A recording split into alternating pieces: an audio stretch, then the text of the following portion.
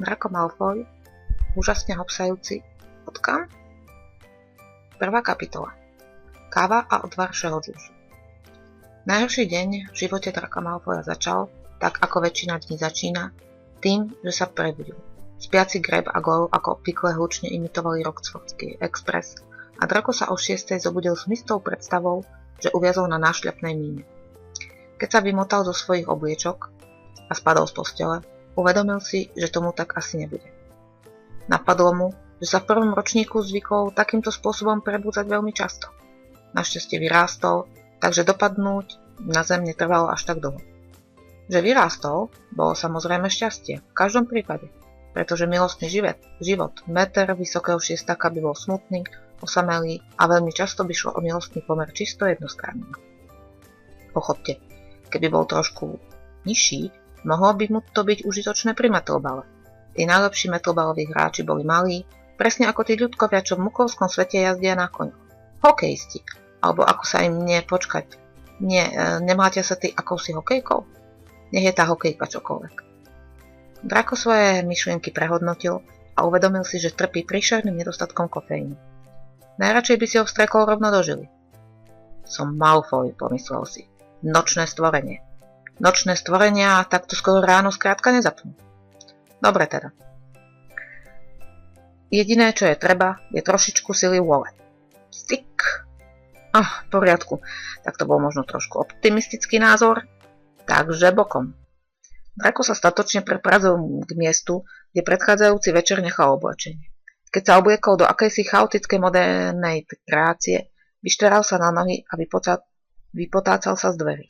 Cítil sa, a asi tak aj vyzeral, priveľmi ako upír, ktorý s príšerným smedom vystúpil z hrobu. Káva! Musím mať kávu! Kým sa dostal do veľkej siene, bol si istý, že ho prekliali bezbožnou túžbou po všetkom kofeínovatom, ktorá prejde na všetkých jeho potomkov. Keďže bol blúdny čas na vstávanie, bola veľká sieň skoro prázdna. Dvaja bystrohlavčania sa pri spoločnom štúdiu boskávali, typická bystrohlavská predstava romantiky, za svojím stolom. Toto by mali zakázať. Nahlas dumal Draco. Človeku ničia chuť do jedla. Ako pohľad na teba zničil tú moju Malfoy? Ach, výborne, členka týmu snov. Aké typické pre bohov irónie a aké typické pre Hermionu Grangerovu, že je o 6:00 ráno hore a učí sa. Grangerová úplne sama s knihou? Aké strašne dojímavé. A predsa ako si neprekvapujúce. Skrz svoje tmavé vlasy po ňom strelila a pada kedavrovým pohľadom. A kde sú Grab a Goyle Malfoy? Nezahynie tá jediná mozgová bunka, o ktorú sa delíte, keď budete príliš dlho oddelení? A kde sú Potter s Weasleym? Oddávajú sa láske, ktorá sa vo veži neodvažuje vysloviť svoje meno? So zbytočnou útrputnosťou otočila stránku. Nehovor mi, že ty dokážeš citovať Oscara Wilda. Potom mukal. Určite? Draco sa uškrnul. Grangerova si vzdychla a zamrmrala. Rečí ksicht. Húsačka, opetoval Draco, aby sa nedal zahambiť. Ale dovolil tejto húpani, aby ho odviedla od jeho posvetného pátrania po káve. Slizolinský stôl bol prázdny. Draco nemal potuchy, ako získať kávu. A Draco absolútne nutne musel mať kávu. Grangerova si odpila zo šálky. Draco sa zarazil tesne predtým, ako úplne nezdivočil. Niekoľkokrát sa zhlboka a upokojujúco nadýchol. Nezískam nej tú informáciu mučením. Neschytím tú šálku a nepokúsim sa vylízať dno. Udržím si nejakú stránku svojej dôstojnosti. Chcem kávu, chcem kávu, chcem kávu. Oj, Grangerová, zatiaľ svojim najviac nezaujatým hlasom. Ako sa človeku pošťastí, aby ho v túto prekliatú hodinu obslúžili? Kávou. Nariekalo v ňom to kompletne skazené dieťa. Okamžite. Grangerova sa na neho pozrela s miernym zamračením. Za 6 rokov si nikdy nestal za času, aby si sa učil? Ako sa ti pre pána kráľa podarilo stať sa prefektom? Prečo plýtváš môjim časom, ženská? Daj mi kávu. Ja sa učím ako každý normálny človek, predsedil Draco pomedzi zaťaté zuby. V noci.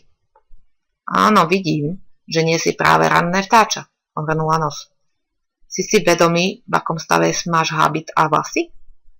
Predsa stále vyzerajú lepšie než tvoje. Pozri, Grangerová, na to nemám čas. Chcem len trochu kávy. Jediné, čo na tomto svete chcem, je trochu kávy. Keby som mal jediné želanie, bola by to káva. Toto bolo fakt nedôstojné. Grangerová si ho prezerala, ako keby zošalila. Ale zazvon na ten zvonček na stole. Príde domový škriatok a obslúžite. Nemá ich byť vidieť, ale je tak zavčasu. Samozrejme, že je hrozné, že zamietavo zdvihol ruku. Prosím, Grangerová. Ešte som sa úplne neprebudil. Obávam sa, že by som sa radšej zase subtošil sám, kebyže musím počúvať to tvoje blabotanie. Nakračal k sizonickému stolu a zazvonil na zvonček. To nie je sopľoš, rapotala Grangerová. Je to SOPLOŠ, Spoločenstvo pre ochranu práv a legálne oslobodenie škriatkov. Draco sa posadil za stôl a nechal hlavu dopadnúť na drevo. A nevraví sa o tebe, že si bystrá, zamrmala pochopiteľne tlmeným hlasom. Nedokážeš pochopiť, že je to hrozný názov? Čo je také na SOS, Spoločnosť na ochranu skrčkov? Alebo niečo podobné? Grangerová sa zjavne z nejakého dôvodu prekvapila, ale v tom sa na scéne zjavil Dobby, Dracov bývalý škriatok. Dracovi sa tak uľavilo, že by ho dokázal vyboskávať. Keby v tom nebol zapletený ten obrovský faktor neuveriteľnosti a skutočnosť, že Draco vážne nelietal za túto stranu metlbalového ihriska a že ho nedostatok kofeínu obral o schopnosť akéhokoľvek pohybu. Treba uznať, že Dobby tiež vyzeral, že ho rád znova vidí. Pán Malfoy, Dobby pána tak rád vidí. Dobby mesiace dúfal, že pána uvidí. Áno, no, Draco bol mimoriadne zaneprázdnený, odvetil. Stále nedviehol hlavu zo stola. Draco sľubuje, že Dobby ho príde navštíviť častejšie, keby Draco mohol, prosím, okamžite dostať trochu kávy. Draco má príliš veľa krvi vo svojom kofeínovom systéme. Samozrejme. Dobby urýchlene zmizol. Draco pocítil, ako ho zaplavil nádherný pocit úľavy, ktorý však okamžite odplavil neobyčajne otravný hlas humusáčky. Ako? Ty poznáš Dobbyho? Prebud sa, ženská. Pracoval v mojom dome prvých 12 rokov môjho života. Zamrnula Draco. Domoví škriatkovia prakticky vychovávajú urodzené čarodejnícke deti. Nie, že by si to ty vedela, humusáčka. Vlastne som vedela. Už som prečítala veľa čistokrvných rodokmeňov a miesto urodzených by si mohol rovnako pokojne povedať rodovo degenerovaných. Alebo zlých, nevďačných zotročovateľov škriatkovského druhu. Grangerová, môžeš si akúkoľvek knihu, čo čítaš a... Tu je vaša káva, pán Malfoy. Dobby prikúsal s podnosom naloženým raňajkami a naplňajúc Dracové oči niečím ako Fata Morgánov, lesknúcou sa kandicou s kávou. Hltavo sledoval, ako Dobby nalieva šálku. Vyzeráš ako narkoman, Malfoy. Ty vyzeráš ako bobor, Grangerová. Draco zahájil útok na šálku a odpil si. Ach, káva, moja jediná skutočná láska. Káva, sladká, presladká káva. Dobby si spomenul, že pán ju má rád čiernu, pane. Draco sa usmiel. Áno, vďaka, je vážne dobrá. Chce slečna Hermiona ešte niečo? Len Malfoyovú hlavu na tanieri, vďaka. Zamrnula Grangerová nedostatočne ticho. Ak si sa sem prišla učiť. Grangerová, potom sa uč a prestaň ma otravovať. Ach, s tebou sa tak dá hovoriť, Malfoy, ale myslím si, že príjmem tvoju radu. Aritmancia je oveľa zaujímavejšia než ty. Dobby začínal vyzerať rozčúlene a zmetene. Zvlášť vyvolávacie súčty, povznesene dodala Grangerová. V poriadku, viem, že si šialená, odvetil Draco. Trigomancia je rozhodne najzaujímavejšia. Začal si natierať toast a mračil sa pritom na dievča, ktorého opäť prašivých bodov porazilo v teste z aritmancie. K jeho celkovému úžasu sa nádherne usmiala. Od prvého ročníka sa jej zuby vážne poriadne zmenšili. Áno, tá je tiež vážne zábavná. Nadšene súhlasila. Povedz mi, dávaš prednosť použitiu poznatkománie alebo máš rád manuálne čarovanie? Trvá to dlhšie, ale myslím, že tak získaš väčší cit pre vec. Šiališ? Jediné kúzlo, ktoré má cenu zvažovať, je kalkulačné kúzlo. Draco sa zrazu cítil oveľa lepšie, keď už mal v sebe kávu. A aritmancia bola jedným z jeho obľúbených predmetov. Toto kúzlo som vlastne nikdy nepochopila, priznala Grangerová, ako keby mu vravela o svojom tajnom živote čarostrikérky. No, nie že by boli na verejnosti.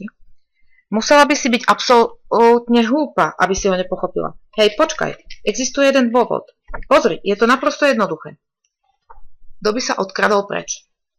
Draco strávil ďalšiu hodinu s Grangerovou tým, že ponad stoly zvádzali ukričaný súboj aritmetických vedomostí. Dokonca ten zanepráznený bystrohlavský pár si ich všimol.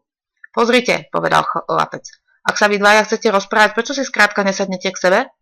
A ty si sadni na triskochvostého škrota, na sladko navrhol Draco. Poznatkománia je nezmyselne preceňovaná, ty strapatý imbecil. Už si nejakú dobu Aciom vymieniali servítky s obrazcami, keď sa dvere znova otvorili. Pozri sa sem, prečich. Pythagorová poznatkomagická teorema je klasika, pravila rozhorčenie Grangerova. Chcela si povedať, že je stará a nepoužiteľná humusáčka? To sa vie. Malfoy, prečo otravuješ Hermionu? Aká nádhera. Pokiaľ by to nebol chlapec, ktorý miloval byť povýšený a jeho podržtaška Weasley to pehavé čudo. Grangerová sa rozhliadla, ale zažiarila. Harry, Ron, milé od vás, že ste sa k nám pripojili. K nám? Zopakoval Weasley. Ku Grangerovej a jeho láskom v hlave, povýšene vysvetloval Draco. Konečne si spomenul na svoj toast, ktorý medzi tým schladol na kameň. A najedol by som sa, ale pohľad na vás dvoch má vplyv na môj dávajací reflex. A pohľad na teba má taký vplyv na môj reflex, vážne ti chcem rozmlátiť ten tvoj cestovitý ksicht, zavrčal Weasley.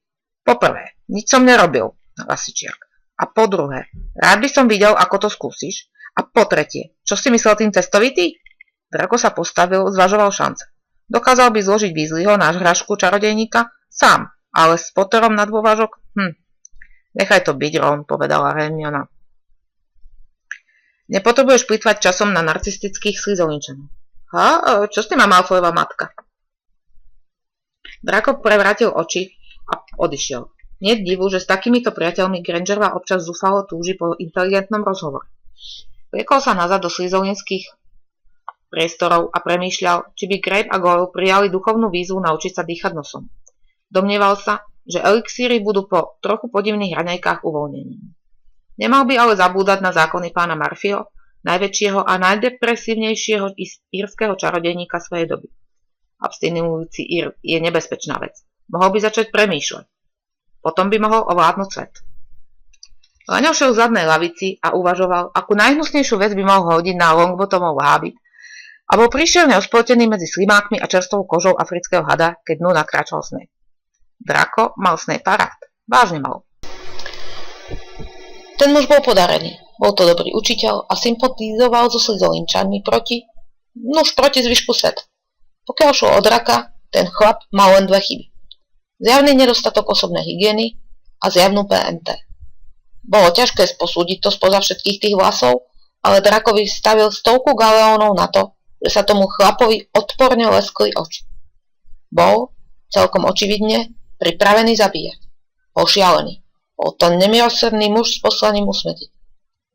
Rád by som podporil spoluprácu a svornosť medzi fakultami. Draco silno zažmurkol. Alebo nebol? Takže som dospel k záveru, že pri odvare všeho džúsu by každá osoba mala mať za partnera niekoho z druhej fakulty. Snape sa zaklonil na stoličke a načúval v zukotu šokovaných protestov, ako keby to bol Mozart v tom najlepšom. Draco, ktorý si v tú chvíľu už spomenul na Murphyho a uplatňoval svoj obľúbený svetonázor neustáleho pesimizmu, čakal na pokračovanie. Potter a Baustrédová. Harry Potter sa zatváril trochu z panikárene a pozrel sa na Millicent. Oblízla si hrubé pery. Harry Potter sa zatváril mimoriadne z panikárene. Draco nedokázal zabrániť úcmovu. V 5. ročníku vyšlo na svetlo Božie, že Millicent je do Pottera tajne šialene zamilovaná a podľa Drakovho názoru sa to nemohlo stať milšej osobe. To spárovanie bolo príliš kruté. Čiže príliš dokonalé. Keď Millicent zatrepotala myhalnicami, v triede vypukol chichot. Potter sa tváril, že sa chce skryť. Dokonca Weasley s Grangerovou sa pokúšali nezasmiať.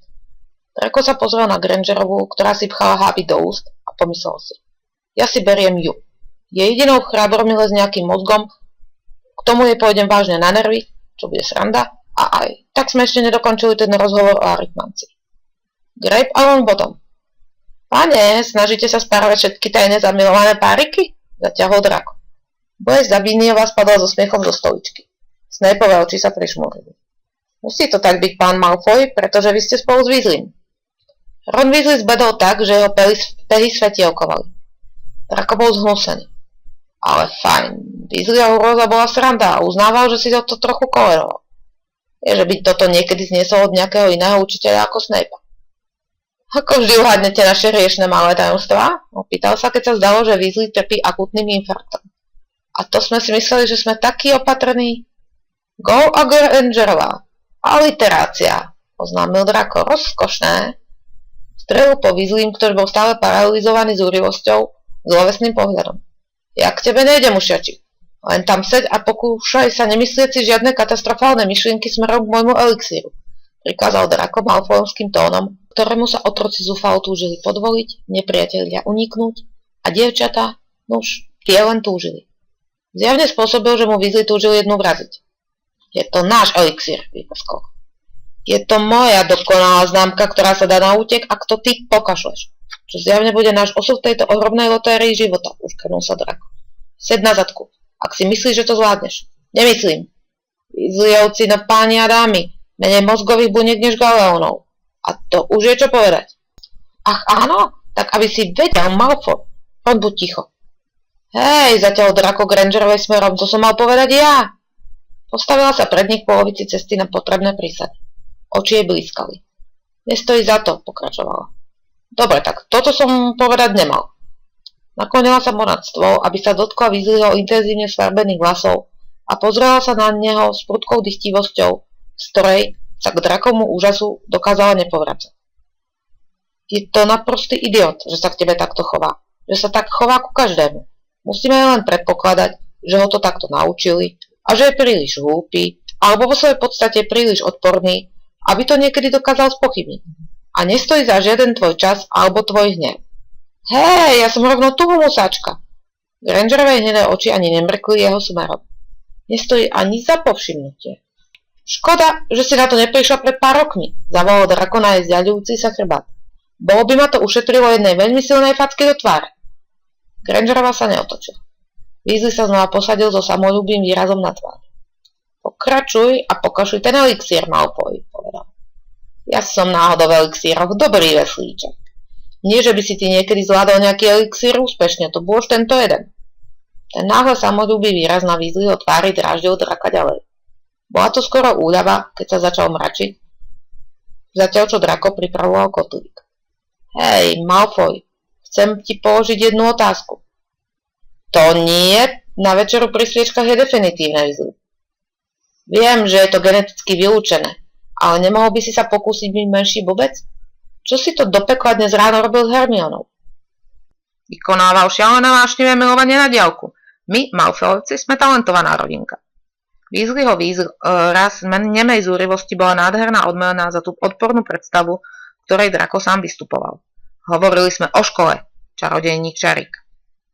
Ten prázdny výraz na Weasleyho tvári pripomínal Grabe'a a Goyla. O škole? Áno, o škole. Že by tá čertovsky veľká budova, v ktorej sa všetci učíme a niektorí z nás sa skutočne aj naučia mágiu? Keď o tom tak uvažujem, asi ma porazí, ak tam práve teraz nie sme. Ty si sa rozprával s Hermionou o škole. O aritmancii. Spomen si, ten predmet, na ktorý si nebol dosť inteligentný, aby si ho vybral. Dobre, skrátka to radšej na budúce už neurob. Čo, aritmanciu? Počúvaj, dokonca aj keby som z toho predmetu rachol, moje známky by boli stále nad tvojimi. Tak ako moja rodina nad tvojou. Necháš Hermionu na pokoji, zavrčal Weasley. Nezačni ju šikanovať.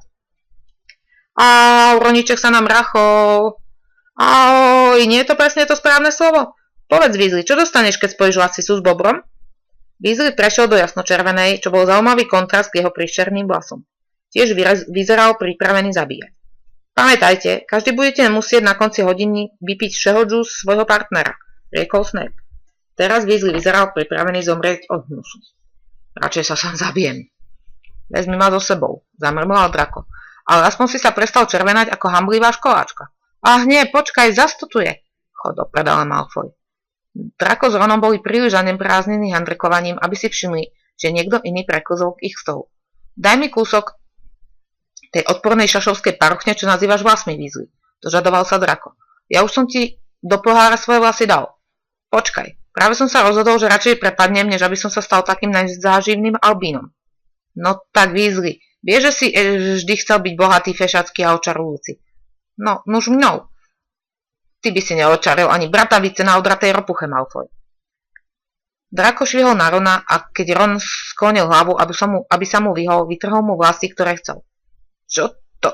Ty! Draco zízal na Ronovú zúrivú tvár a zatiaľ čo púšťal jeho vlasy, rozjímal, či ho ten Weasleyovský kreten vážne udrie. Ani jeden z nich si nevšimol, že vlasy padli trochu nabok od pohára. Ani jeden z nich si nevšimol, že tá postava obišla ich stôl a nechala do Drakovho pohára padnúť niečo iné. Ani jeden z nich si nevšimol vôbec nič. Som mimoriadne sklamaný, vykrikol Snape.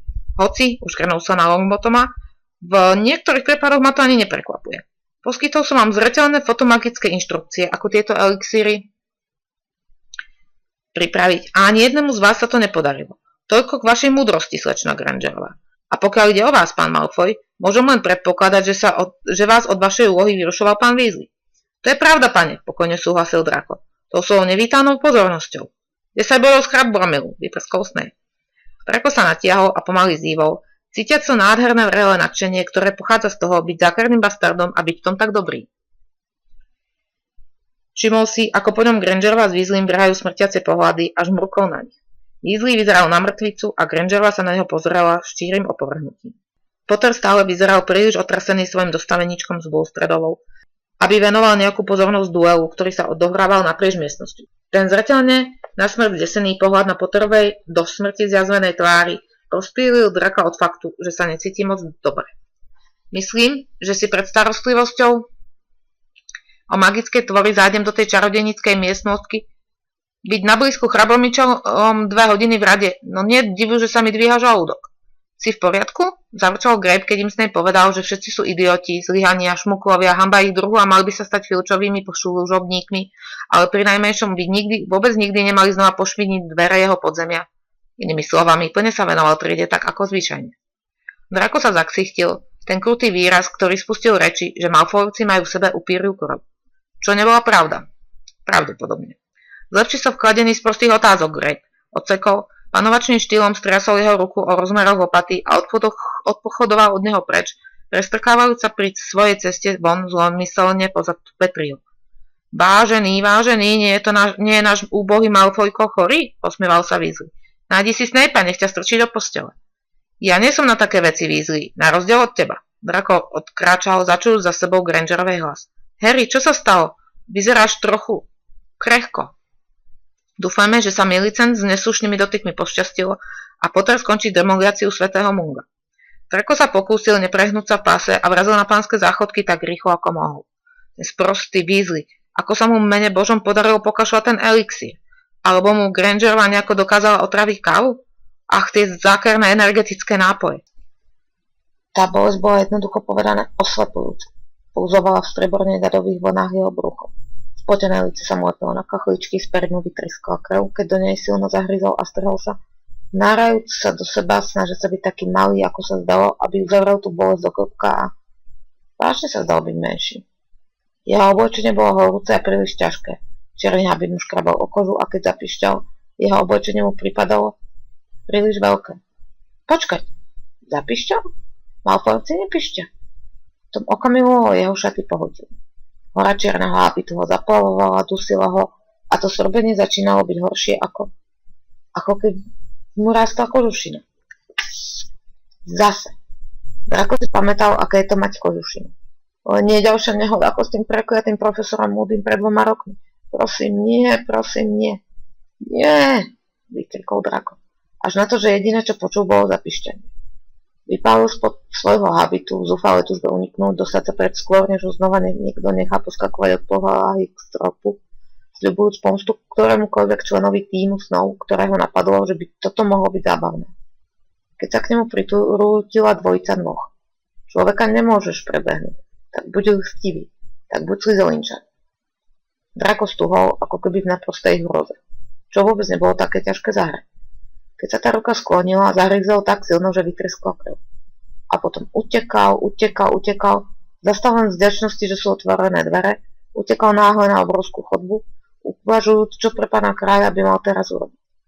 Keď narazil na iný pár nôh a uchopila ho ďalšia ľudská ruka. Na tých nohách niečo bolo, pomyslel si. Dokonca pri tomto pomere boli iste príliš veľké. Ach, pozrite, chalani, aký rozkošný potkanček. Draková prvá myšlienka bola, rozkošný čo? A jeho druhá myšlienka bola, nie Weasley. Bol bezmocným hlodavcom v chrabromilských rukách.